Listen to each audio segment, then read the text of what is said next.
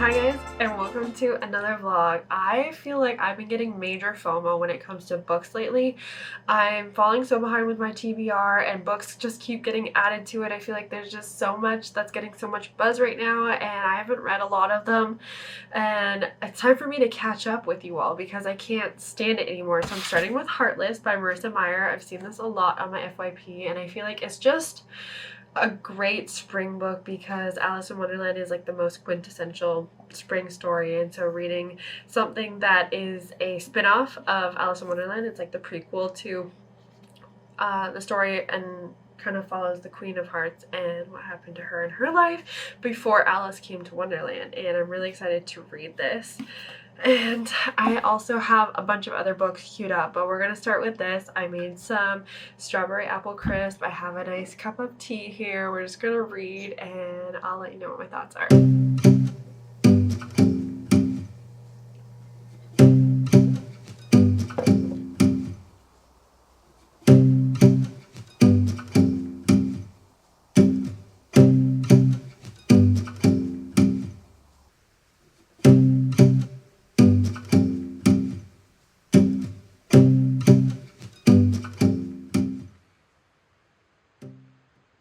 So the update on Heartless, I loved this. It was everything I wanted it to be and more. I really loved Catherine as a character. I just love a villain origin story. And I love that it was written so well that you begin to have hope that maybe the outcome would be different than we know it is and we know it has to be. But just because like you believe in this character and you want the best for her and you get to know her, and then the ending starts to get bleak and sad and you know it's gonna end up breaking your heart. But it was so good and I loved being back in Wonderland. Really enjoyable story. I don't really have any notes. I'd probably rank it 5 out of 5 for writing quality because I feel like if there's nothing about the writing that's taking you out of the story, then it's written well. Like you shouldn't be like catching on words and like being brought out of the story because of the writing. So if the writing can just keep you engaged, I feel like that's a wonderfully written book. And this did that for me. In terms of like my likability, enjoyability, I would probably rate it like a 4 out of 5 stars because it was perfect. It was great. I loved it. Not like the best story I've ever read, but definitely a good contender, and I enjoyed being in this world. Oh my gosh, you guys, there's a hummingbird. It just came to visit me. Oh my gosh, that was so cute. Okay, I just finished this book and I am emotionally wrecked. I was expecting this to be terrible because we know that Image was going to be the sole survivor and it was just going to be a brutal bloodbath. But wow, this hurt so bad, but I loved it. There's something really satisfying about the way that Suzanne Collins writes.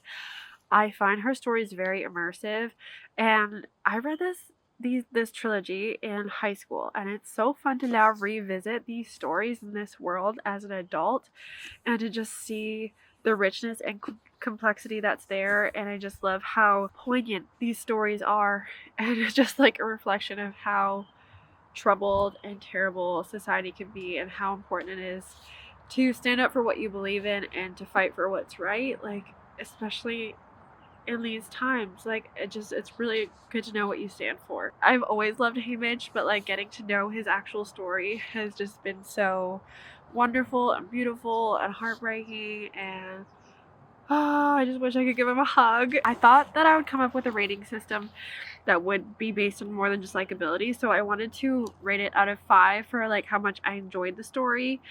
And then I wanted to rate it out of 5 for how good the quality of writing is. For likability, I would give this 5 out of 5. Like, I loved it. It was riveting. It's exciting. It's like a good length, I feel. And for writing quality, I'll give it a 4 out of 5. Not because I don't think it's brilliantly written. It is. But my criticism would be that it's written in this 3-act format, but I don't believe that the 3 acts are used to the best advantage because the ending, when we get back to District 12, it feels really rushed, and I feel like it would have been a lot more heartbreaking and a lot more impactful if we were given more time in these moments at the end, because they are ultimately the most important part, I feel like, of how, like, it's the result of everything that happened. And I just felt like that's where those are the moments that make Haymitch who he is now, like the Haymitch that we know, and I just wish we got a little bit more in those moments, because I kind of felt like I was rushing through it like just to get through it, and I kind of wanted those moments to hurt a bit more and to sit with me a bit more.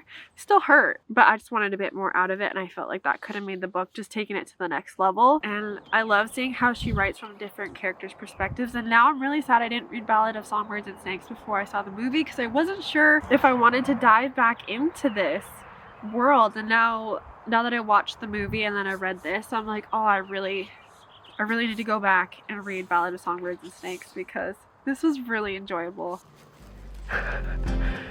You love the Hunger Games too, Mowgli?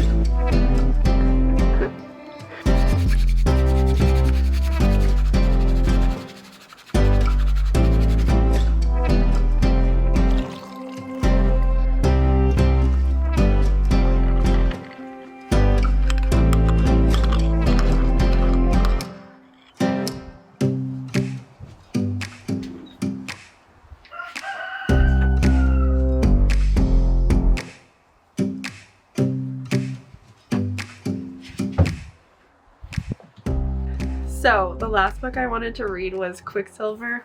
I feel like this has such mixed reviews, and I feel like it all just depends on what you're looking for in a book. I mean, I just started it. I'm really liking it. I love the pace of it. I love how it's set up. The action is really nice so far. I'm definitely intrigued about the world and learning about these type of fae. I didn't realize that it was a fae story when I first started reading it. Yeah, I don't know.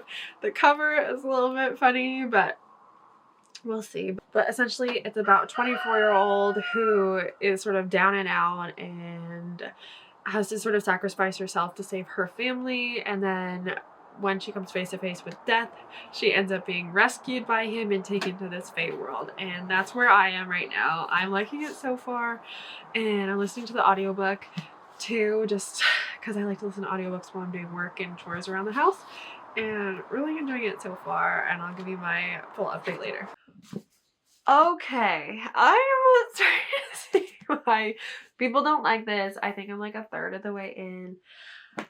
I feel like this is the kind of book that gives people the wrong idea about fantasy romance as a genre, because there is a lot of explicit language and just spice and toxicity, and I'm not loving it, to be honest. And I'm not judging, like, if you do like it. Listen, I read a lot of Dramini, so I've seen some of that in my day, but I have certain parameters for what I like to get out of a book, and I don't know if this is doing it for me. I might give it like another 10% and see if anything changes. I feel like we're kind of getting to the next plot point where it might start to transition into a direction I might enjoy more, but I don't know.